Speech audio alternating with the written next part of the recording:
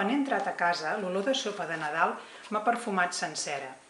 L'àvia Tere, amb els cabells esborrifats pel vapor de brou, m'ha vingut a rebre. Felicitats, i m'ha fet un petó amb olor de pilota de caldo.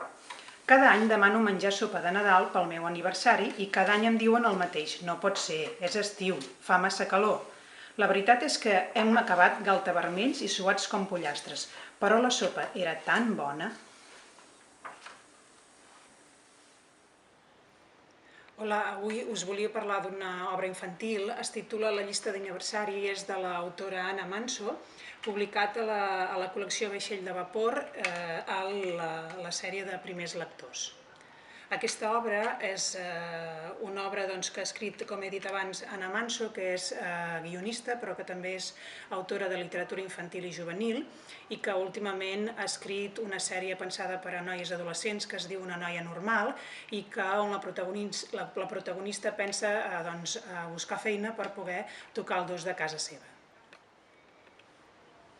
La llista d'aniversari és una obra que ens parla d'una nena que prepara llistes de regals cada vegada que arriba a Reis o el seu aniversari. Tot just l'endemà d'acabar Reis ja està pensant en fer la llista d'aniversari, precisament amb allò que no li han portat els Reis.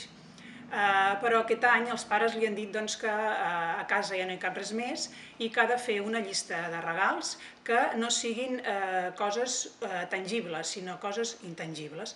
I, clar, això fa despertar la imaginació d'aquesta nena i ens trobarem durant tota la història amb situacions molt divertides. Per què m'ha agradat aquesta història?